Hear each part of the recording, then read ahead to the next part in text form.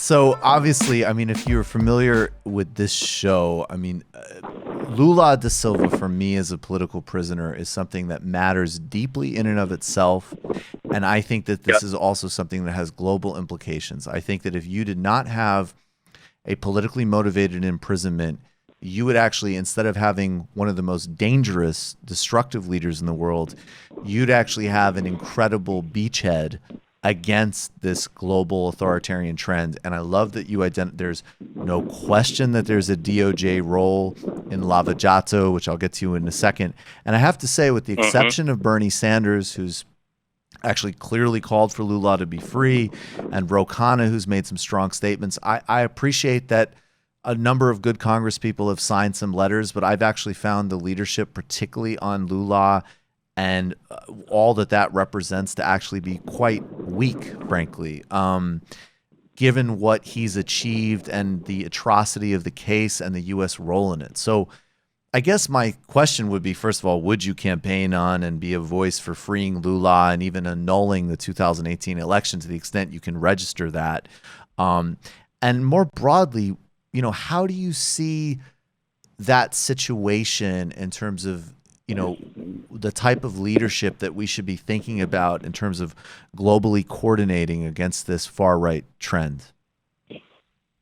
Great question. So I would certainly support freeing Lula. I wouldn't support annulling the election, only because that would require, you know, ultimately that's a U.S. intervention in a foreign state system. And I understand that it's an attempt to unwind our prior intervention, but I don't know if the remedy to interventions is more, right? But I will say this, you know, and as to your question about will I campaign on it, I do certainly campaign on human rights, and I frame those across context. I do talk about usually Venezuela and Palestine more than I do Brazil and Palestine, but the shoe fits insofar as, you know, Bolsonaro, when he visited Washington, he visited the CIA headquarters. He met with a human rights abusing torturer who now leads the agency, an international criminal who should be in prison, not leading a federal agency by the name of Gina Haspel.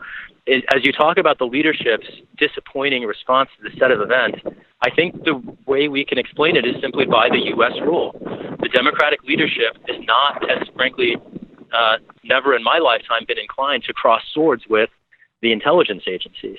And the idea that the CIA is helping steer Bolsonaro, who incidentally is deforesting the Amazon at unprecedented rates, under whose administration something like 500 million bees have died in the last year. You know, there is ecocide happening in Brazil, and our interests are inevitably implicated. And the fact that we let the CIA off the hook, not only for human rights abuses, but also for ecocide, is frankly unthinkable to me as someone who pays enough attention to recognize how these dots fit together. The CIA is, for instance, not only the agency that lied about weapons of mass destruction that dragged us into a war in Iraq, as Alan Greenspan, the chairman of the Federal Reserve, said at the time, to get oil. You know, we don't just use the CIA to degrade human rights abroad. We use the CIA to execute resource plunder. And when we pillage other countries for their oil, it's not just the rights of the human beings there who die that are implicated. The rest of us also have to deal with the mounting global climate catastrophe that the CIA has been driving and accelerating for the last 50 years. And, you know, I often say that our criminal president's worst acts are ones that we don't even know about yet. It always takes a decade or two for each administration's worst crimes to become public. I fear that some of this president's worst crimes will relate potentially to Brazil, not just the support for Bolsonaro, but the litany of downstream harms to human rights, to the environment, to minorities that have already resulted and that will predictably continue as long as we continue to intervene illegitimately in the affairs of other countries. So I could see that you have a few differences with Nancy Pelosi. I have just a few. I could see that it's a sort of slightly... I feel actually that would be great. I would love you to get interviewed by Chris Matthews, where you say, I mean, I think you're basically saying the same thing. What would look, this is incredible. I hope if it's useful for your campaign, maybe we could interview you again in the coming months, because I would like to talk with you more about any number of the topics we've already discussed. And I'd like to talk with you about Kashmir. I'd like to talk with you about Pakistan. I'd like to talk with you about how to democratize technology. But in the last, I would really love to do that. We support you fully. In the last minute, I mean, what's the final? I think, frankly, for this audience, you don't need to give a final pitch, but what way could they help you make this happen? Appreciate that. Anybody can visit us online. Our website is shahidforchange.us. We're on all of the major social media platforms at Shahid for Change. Our hashtag is Shahid versus Pelosi. Shout outs on social media help, contributions to the campaign help, and introducing us to people who either have social media presences or resources in their pocket who might care about human rights. That also helps. We have over 4,000 supporters from across the country, every one of the 50 states, plus D.C. and Puerto Rico. If the issues that we're talking about, compel some of your listeners, I do hope that they see fit to help support our campaign. We are challenging the leading corporate fundraiser in the House. And I am a propertyless immigrant. Like I'm not a well-resourced person. I've never made, decisions to chase money. And the only reason I'm in this position to seek this seat is because of the support of so many people around the country.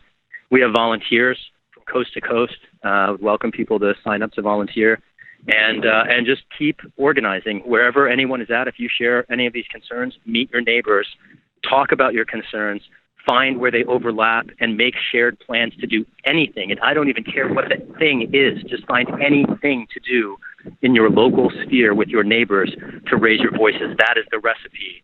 That is how we get out of this mess. That's how we breathe.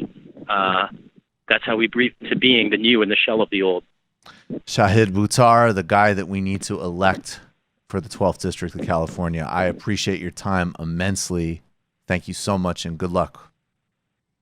Thank you so much, Michael. It's great to talk with you. Keep up the great work. My pleasure. Thank you. I got to say, guys, I mean, I had a very positive impression from, sort of engaging with him a bit on social media and seeing what they've emphasized. And for a while, his Avi was a picture of Cornel West, so I already really liked him. And I trust people who've referenced him. And I thought it would be a great interview, and I thought it would be good. That exceeded my expectations. That's how I'll put it. Yep, good job. That definitely exceeded my expectations. That was... Yeah, I mean, it was incredible. He's able to hit so many networks of power, too, that we have to dismantle, which is so important. So the compassion and the systems thinking fused. Whew. That's somebody you want in Congress. That's somebody you want in leadership. That's excellent. You've just watched a Michael Brooks show video, and you can watch all of our full main live shows every Tuesday night at around 7 p.m. Eastern Time, and subscribe to get all of the clips you want. We're covering the globe.